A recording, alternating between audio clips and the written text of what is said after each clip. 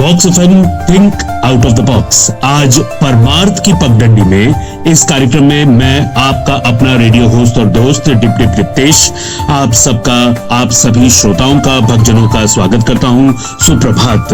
और आज हमारे श्रोताओं के बीच परमार्थ की पगडंडी इस कार्यक्रम में जुड़ रहे हैं एक ऐसे विशिष्ट आमंत्रित मेहमान जो दार्शनिक भी हैं, लेखक हैं, कला मर्मज्ञ हैं, शोधकर्ता हैं, अष्टवक्र गीता के जानकार हैं। देश विदेश में उन्होंने ज्ञान अर्जित किया है और साथ ही साथ उनके अगर मैं पूरे जीवन को देखता हूं, बिट्स पिलानी से लेकर IIM अहमदाबाद तक, संगीत से लेकर क्रिकेट तक, फार्मेसी कंसल्टेंसी से लेकर AI तक, बहु भाषाओं की जानकारी के साथ साथ बहुमुखी प्रतिभा के धनी एक कला मर्मज्ञ और अत्यंत धार्मिक और आध्यात्मिक ज्ञान के शोधकर्ता हमारे बीच मौजूद हैं। आज हमारे से बात करने के लिए, हम सभी श्रोताओं तक पहुंचने के लिए परमार्थ की पगडंडी इस कार्यक्रम में बॉक्स एफएम के सभी श्रोताओं से जुड़ रहे हैं हमारे विशिष्ट मेहमान श्री अंकुर गुप्ता जी। अंकुर जी, आपका बहुत बहुत स्वागत। नमस्कार, सुप्रभात। नमस्कार डिप्टेश जी। अंकुर जी, बॉक्स एफएम पर आपका स्वागत है। मैं आपसे विशिष्ट रूप से अष्टवक्र गीता के बारे में जानकारी हासिल करना चाहता हूं क्योंकि आप उसमें बहुत ज्यादा महारत रखते हैं और बॉक्स एफएम के तमाम श्रोता जो दुनिया के चारों कोनों में फैले हुए हैं वो इस बारे में जानना चाहते हैं। तो मेरा पहला प्रश्न आपसे यही होगा कि अष्टवक्र गीता क्या है और इसका क्या महत्व है? हाँ जी, ये देखिए, भागवत गीता तो लगभग सबको मालूम है और अष्टवक्र गीता का अभी इतना ज्ञान हमारे भारतीय लोगों में नहीं है, तो इसका मैं एक छोटा सा परिचय देता हूँ। ये अष्टवक्र गीता जो है वो एक प्राचीन आध्यात्मिक ग्रंथ है जो अद्वैत वेदांत के सिद्धांतों पर आधारित है। तो ये जो ग्रंथ है ये बेसिकली अष्टवक्र और राजा जनक के बीच में संवाद के रूप में है। इसलिए इसलिए डायलॉग जैसे भगवत गीता कृष्ण और अर्जुन के बीच में था, ये अष्टवक्र और राजा जनक के बीच में संवाद है जिसमें आत्मज्ञान, मुक्ति और जीवन के सत्य को एक बहुत ही सरल और गहन तरीके से समझाया गया है। तो इसका महत्व जो है प्राइमरीली आत्म साक्षात्कार के मार्ग पर चलने वालों के लिए बहुत एक तरीके का लाइट हाउस। जो आम हमारे श्रोता हैं और मेरे जैसे लोग जिनको अष्टवक्र गीता के बारे में इतनी जानकारी नहीं है, तो भागवत गीता और अष्टवक्र गीता में क्या समानताएं हैं और कितना अंतर है? देखिए, समानताएं तो हमारे निकालने को होते हैं। मेरे ख्याल से मैं आपको एक इसमें अंतर के जो इनमें डिफरेंसेज हैं उसके ऊपर थोड़ा महत्व आपको इंडिकेट करता हूँ। जी जी। तो एक तो कर्म और ज्ञान का जैसे हमारा है, ठीक है, कर्म और ज्ञान। तो भागवत गीता जो है कर्म योग पर जोर देती है, अर्थात निष्काम कर्म के माध्यम से मोक्ष की प्राप्ति। यह धर्म और कर्तव्य के पालन को भी महत्व देती है। इधर अष्टवक्र गीता जो है मुख्य रूप से ज्ञान योग पर केंद्रित है, मतलब आत्मज्ञान के माध्यम से मुक्ति। यह कर्मकांड और बाकी साधनों को थोड़ी अपेक्षाकृत कम महत्व देती है। तो दिस द फर्स्ट वन, कर्म और ज्ञान का अगर हम कंपेरिजन करें।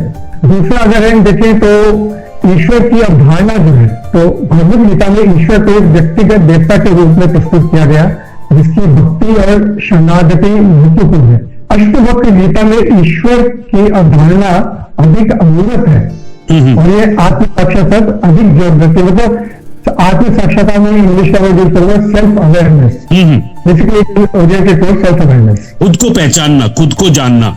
हाँ, खुद को जाने मतलब टोटल सेल्फ अवेयरनेस। हम ज्यादातर अगर हम देखें तो लोग खुद को पहचानते नहीं है और दूसरों को राय देनी शुरू कर देते हैं। मतलब हमारे जो दैनिक जीवन में आपने नोटिस किया होगा, advice giving is very very common.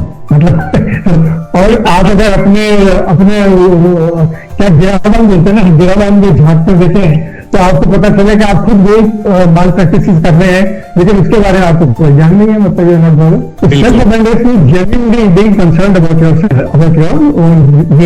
और ये शायद हमारे समाज में और सारे संसार में यही है कि दूसरे पर उंगली उठाना बहुत आसान है और लोग ये नहीं समझते हैं कि जब आप एक उंगली उठा रहे हो तो चार उंगलियां आपकी तरफ हैं। और शायद घटना में आपकी सरलता से आप जो विश्लेषण कर रहे हैं अष्टवक्र गीता की, उसका परम जो संदेश से वो ये निकल के आ रहा है कि सेल्फ अवेयरनेस, अपने आप को जानना और पहचानना। अगला प्रश्न मैं आपसे ये करना चाहूंगा कि थोड़ा सा आप हमें, हमारे श्रोताओं को बताएं बॉक्स एफएम के, कि अष्टवक्र कौन थे और उनकी शिक्षा का जो महत्वपूर्ण दायरा है वो क्या माना जाता है, उनका संदेश कैसा था, कौन से काल से कहां तक उसका विस्तार हुआ? अच्छा, इसके बारे में जो मैं आपको बोलूंगा, मेरा पहला ये कि मैं इंटरेस्टेड क्यों हुआ था, ये लगभग 2012 की बात है। मैंने अपनी पहली पुस्तक लिखी थी seed of genius, that was in English. Seed of genius based on प्राकृतिक बुद्धियों के ऊपर। तो ये बुक अब अच्छा सक्सेस हुआ और मैंने पूरे महाराष्ट्र में लगभग 1 लाख से ऊपर टीचर्स के लिए वर्कशॉप भी की थी।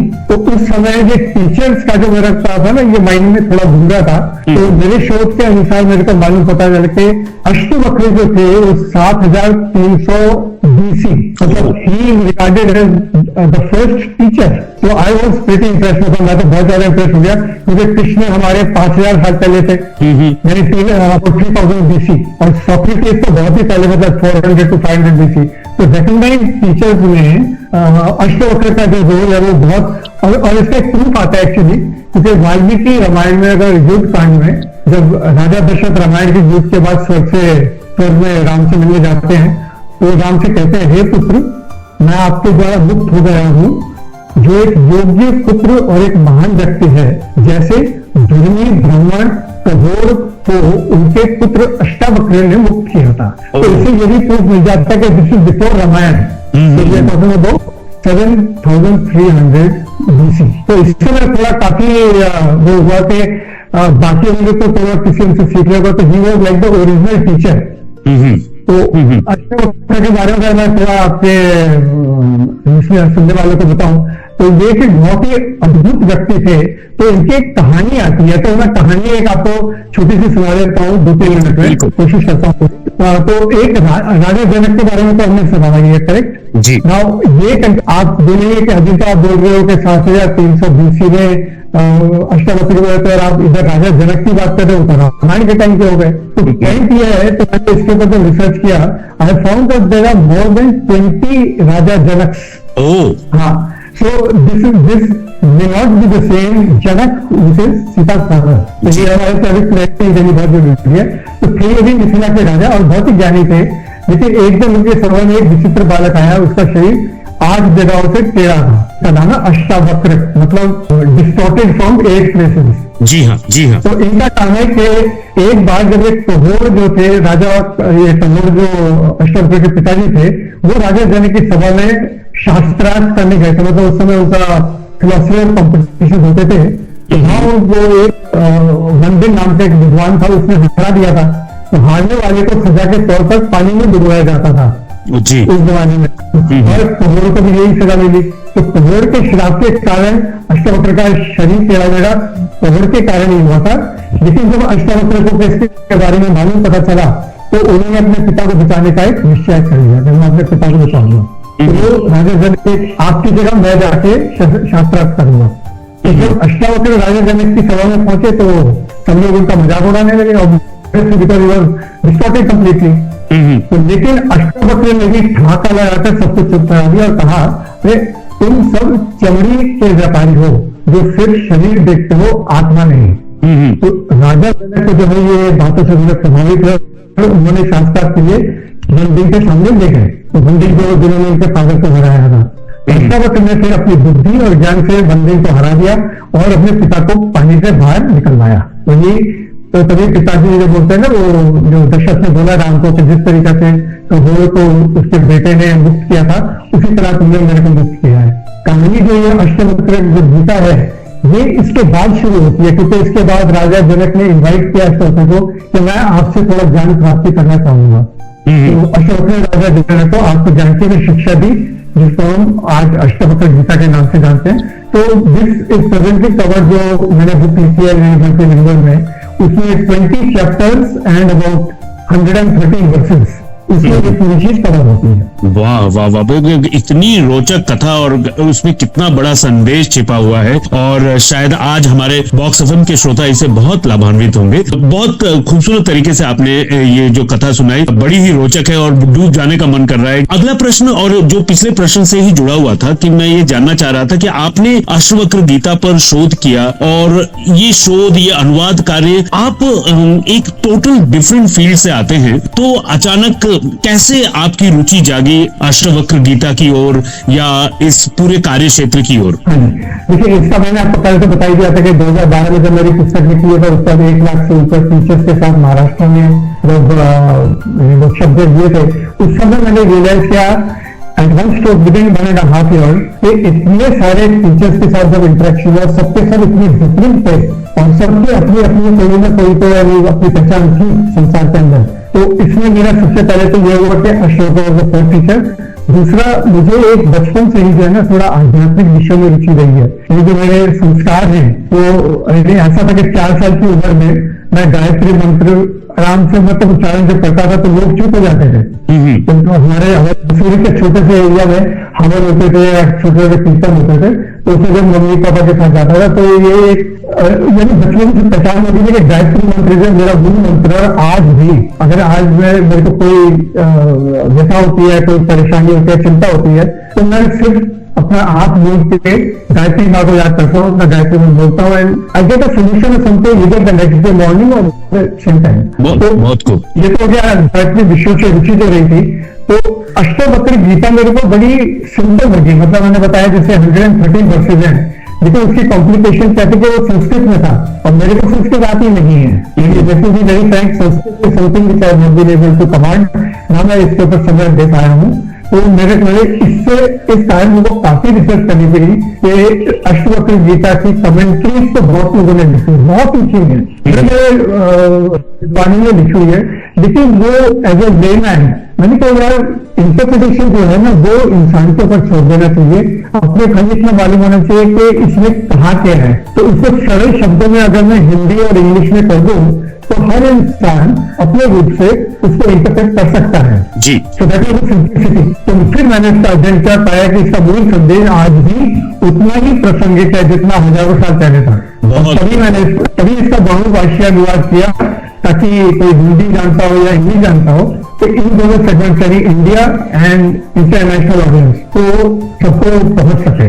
बहुत बढ़िया बात आपने की, और आपने अभी गायत्री मंत्र की बात की, और जीवन में जब कभी भी हम परेशानियों से घिर जाते हैं और इस प्रकार के मंत्र, इस प्रकार के हमारे ज्ञान, हमारा आध्यात्म ज्ञान हमें राह दिखाता है। हम बॉक्स एफएम पर इस वक्त लेंगे एक छोटा सा ब्रेक, और ब्रेक के बाद लौट कर आएंगे, और ये संगीतमय ब्रेक भी हमारा भक्तिमय संगीत का ये कार्यक्रम है जिसे हम परमार्थ की पगडंडी के नाम से सारे संसार भर में पहुंचाते हैं प्रातःकाल बॉक्स एफएम पर। तो हम लेंगे ब्रेक, और ब्रेक के बाद तुरंत लौट कर आते हैं। आप हमारे साथ बने रहिएगा और फिर हम आपसे आगे आपसे चर्चा करेंगे अष्टवक्र गीता पर।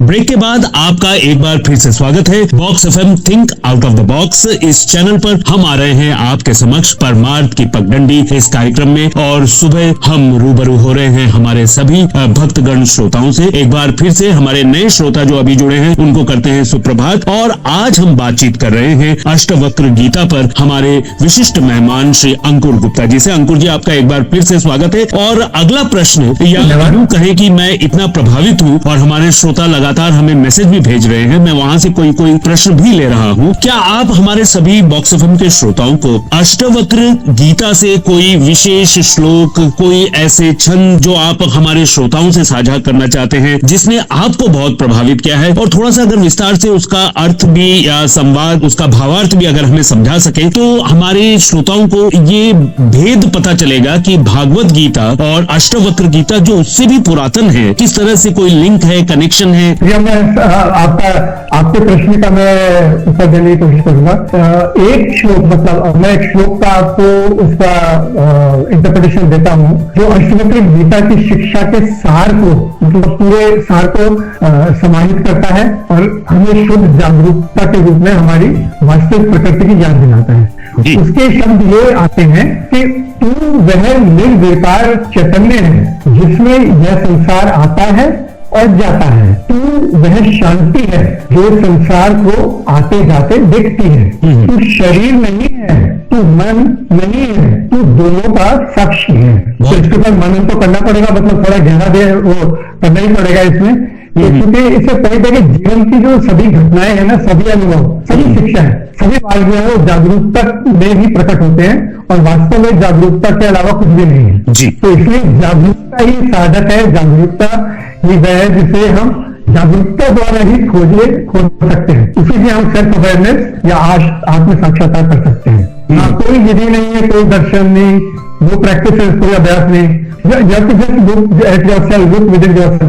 यहाँ पर एक प्रश्न ये उठता है कि आज की जो जनरेशन है और आज की पीढ़ी, और आज से 10, 15, 20, 50, 100 सालों बाद अब हम एआई युग में प्रवेश कर गए हैं, साइबर एज भी पीछे रह गया है। भगवत गीता, महाभारत, पुराण, हमारे सारे शास्त्र, रामायण, और ये तो हम और पीछे चले गए, अष्टवक्र गीता की बात कर रहे हैं।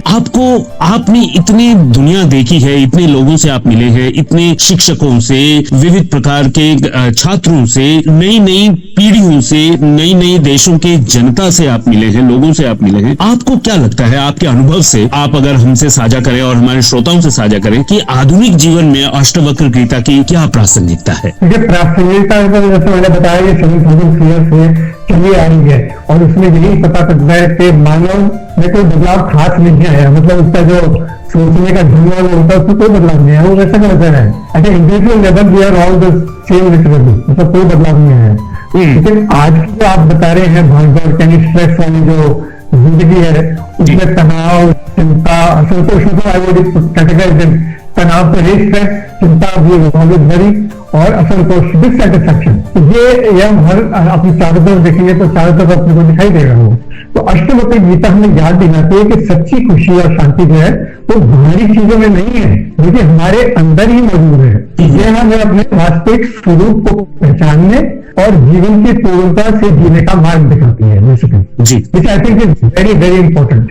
आपने बताया मल्टीमीडिया वगैरह में, इंटरनेट वगैरह, तो हमारा और भी बाहर के प्रेशर बहुत बढ़ गए हैं, और वो सब माया जाल है। लेकिन अगर आप देखें तो माया जाल है, क्योंकि at the end of it आपको तो कुछ प्राप्त नहीं होता उसमें। अंकुर जी, यहाँ ये भी जानना चाहता हूँ कि भगवत गीता तो हमें कहीं पे भी मिल जाती है, वो अवेलेबल है, ऑनलाइन अवेलेबल है, और हार्ड प्रिंट कॉपीज आपको विभिन्न संस्थाओं द्वारा धार्मिक आयोजनों में हमें मिल जाती है, मंदिर मठों में प्राप्त हो जाती है, और कई प्रेस है जो छापते हैं। लेकिन अष्टवक्र गीता क्या इसी तरह से हमारे आसपास मौजूद है, मिल जाती है आसानी से? अगर आज की जनरेशन, अगर आज की पीढ़ी उससे जुड़ना चाहती है, शिक्षा लेना चाहती है, या उसको पढ़ना चाहती है, भविष्य में कैसे उसका उपयोग करें, कहाँ से हम उससे जुड़े? ये आपने बहुत इंपॉर्टेंट बात कही है। देखिए, इसमें सबसे पहले जो मैं नमन करना चाहूंगा, ये हनुमान प्रसाद जी पोद्दार का, जिन्होंने गीता प्रेस के थ्रू जो आज हम भगवत गीता को घर में और जब देखते हैं, वो सब उन्होंने स्टार्ट किया था गीता प्रेस गोरखपुर से, राइट।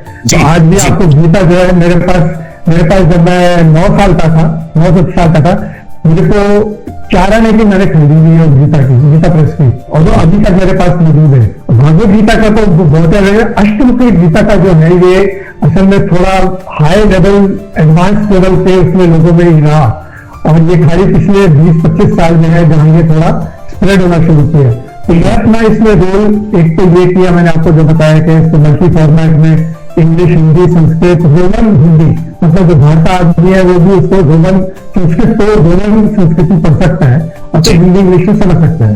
तो मैंने अपना जो योगदान दिया वो ये दिया कि इसको मैंने दुनिया भर में Amazon.com पे, आपको not India, not Amazon.in, Amazon.com में जो तक किंडल का, जो हमारी नई जनरेशन का, नई पीढ़ी का जैसे कि है ना डिजिटल रीडिंग, करेक्ट, तो किंडल का मैंने वो फ्री कर दिया है, तो I made it free of charge. So anybody can download the Kindle edition of Ashtavakra Gita, नंबर 1। और अगर उनको फिर प्रिंट फॉर्म में चाहिए तो वो उनको पेपर बैक में वो उनको खरीदना पड़ेगा, बिकॉज मेरे अभी हमारे बुक सेलर इतने रहे हैं, डिस्ट्रीब्यूशन कॉस्ट आ गए। आई थॉट द सिंपलेस्ट, जो सबसे आसान तरीका है वो ही किंडल के माध्यम से था, तो वो मैंने अवेलेबल कर दिया। और एक हमारी एक वेबसाइट है eSanskrit.com, eSanskrit, उसके भारतीय संस्कृति के, हाँ, वो मेरे एक मित्र की है, संगीत वगैरह की थी, तो उसमें मैंने लिंक भी दे दिया कि फ्री आप PDF को डाउनलोड कर सकते हैं, ठीक है। बहुत खूब। तो आपको किंडल वगैरह में नहीं भी जाना तो आप PDF डाउनलोड कर लीजिए। उसमें आपको जो पेपर बैग का जो पुस्तक का पूरा उसी फॉर्मेट में आपको PDF मिल जाएगा। बहुत को box FM think out of the box पर इस वक्त आप सुन रहे हैं परमार्थ की पगडंडी, और परमार्थ की पगडंडी में आज प्रातःकाल हमसे मुलाकात कर रहे हैं हमारे विशिष्ट मेहमान, कला मर्मज्ञ, दार्शनिक, लेखक, शोधकर्ता, अष्टवक्र गीता के प्रकंड जानकार श्री अंकुर गुप्ता जी। अंकुर गुप्ता जी, आपसे हम चलते चलते एक बहुत ही अहम सवाल करना चाहेंगे कि इस सवाल के दो भाग हैं और मेरा पर्सनल सवाल भी है, श्रोताओं की तरफ से रख रहा हूं कि आपको आपकी जिंदगी में, आपके व्यक्तित्व में, आपके पूरे इनर एंड आउटर सेल्फ में अष्टवक्र गीता ने आपको किस तरह से मार्ग दिखलाया, क्या सीख आपको मिली है, और आप आज के श्रोताओं को, और हमारा श्रोता वर्ग हर वर्ग से है, मैं उम्र की बात नहीं कर रहा हूं, मैं सीमाओं की बात नहीं कर रहा हूं, because it is app version of FM and it is reachable to each and everyone across the globe, और प्ले स्टोर से या एंड्रॉइड फोन वाले या iOS से इसे डाउनलोड किया जा सकता है। तो इसकी रीच सारी दुनिया में है, और आज की जनरेशन के लिए आप क्या संदेश देना चाहेंगे, क्या शिक्षा आप देना चाहते हैं, क्या संदेश आप देना चाहते हैं, हम आपसे जानना चाहेंगे। सबसे पहले मैं आपका जो आपने बॉक्स बताया, मैं आपको एक ऑफर दे सकता हूँ कि आप सीधा जो है वो PDF का मैं आपको लिंक भेज दूंगा, वो आप लिंक अपने जितने reader all over the world रहे उन सब तक पहुंचाएं ताकि उस वीडियो को डाउनलोड कर सकें। अच्छा, दूसरा आपने जो क्वेश्चन कर गया, व्यक्तिगत रूप से मेरे को क्या सीख मिली है, तो आई वुड से इवन मैंने ऐसे 2014 में ही इसकी रियल स्टडी थोड़ी शुरू की थी, लेकिन मैं ऑलरेडी प्रैक्टिस कर रहा था काफी टाइम से, बचपन से प्रैक्टिकली। अष्टगीता ने मेरे को फजल सिखाया कि मैं शरीर या मन नहीं बल्कि चेतन आत्मा हूँ। इस ज्ञान ने मेरे जीवन को एकदम नया आयाम दे दिया। तो मैंने सीखा कि सुख दुख, सफलता असफलता, ये सब बिल्कुल जीवन के खेल से दिखते हैं सब, और असली आनंद तो अपने स्वरूप में स्थित होने में मिलता है।